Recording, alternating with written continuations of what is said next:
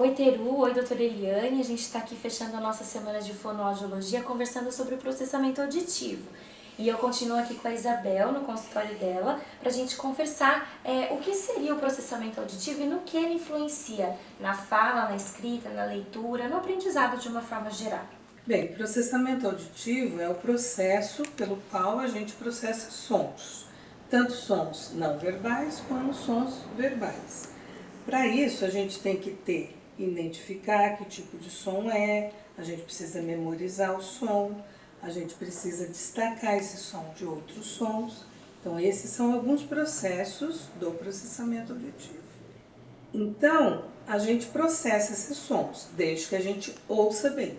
Então, quem tem problemas de quantidade de audição não tem problema nessa qualidade de processar o som. Então, esse é um ponto muito importante para poder dizer se existe ou não um problema de processamento auditivo. Tá? Você só vai ter um problema de processamento se você ouve bem. Você não tem nenhum problema de quantidade de som. É a percepção do som que não está, em algum momento, acontecendo direito. Esses processos de identificação, memorização, discriminação do som, identificar esse som com uma palavra, né, se for som verbal. Então, por exemplo, numa palavra, que é inclusive uma atividade que a gente faz no consultório, eu falo pá, pai. Eu falo mãe.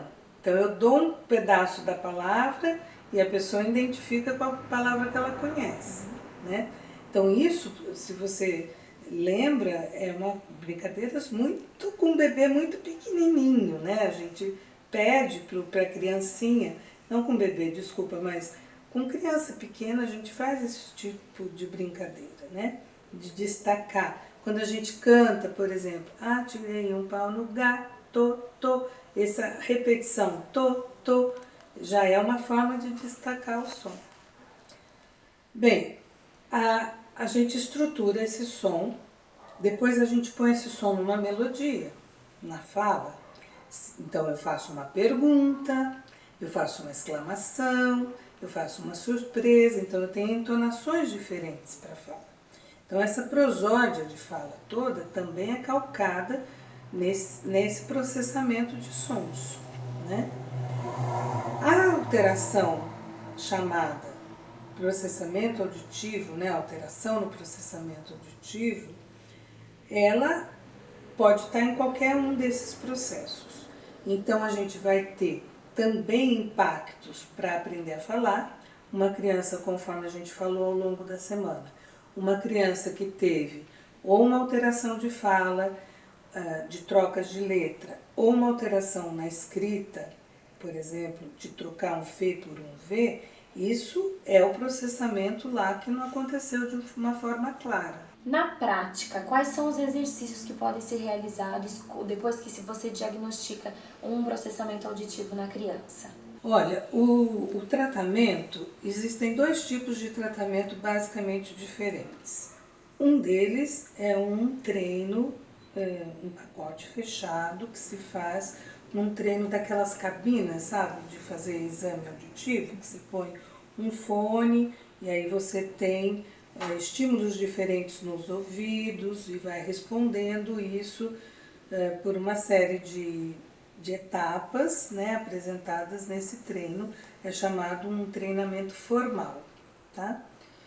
Esse treinamento formal, então, tem que acontecer dentro de uma cabina auditiva, você tem que ter um audiômetro, que é um aparelho, né, para você ter essa estimulação, tem que ter um software para poder dar esses diferentes estímulos no ouvido.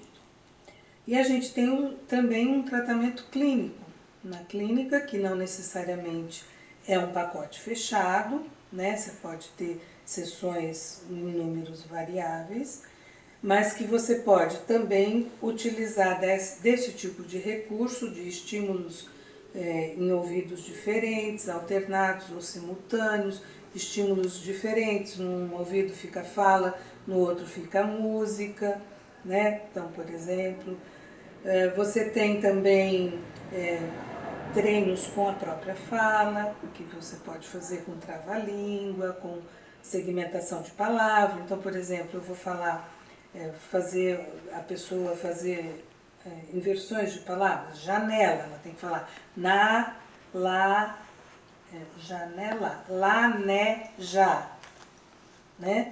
Ou então eu apresento a palavra desarranjada e ela tem que arranjar a palavra, né? Eu faço treinamentos com texto. Os textos eu posso ter de um texto grande, ela segmentar as ideias principais, que é um processo de síntese, como eu posso fazer uma expansão do processo. Eu dou uma história pequena e ela tem que transformar isso numa história grande, né? Isso também são recursos que a gente usa para leitura escrita, né? No tratamento de alterações de leitura escrita. Mas o que está envolvido nisso são processamentos diferentes, que são chamados de top-down ou bottom-up.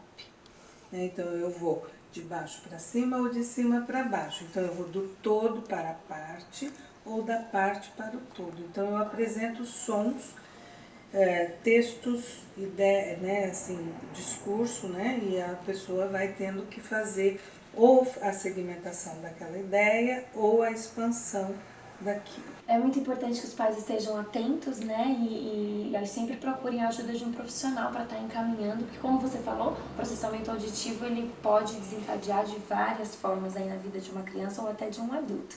Obrigada pela sua atenção, por nos receber aqui na sua casa. É com você, Teru.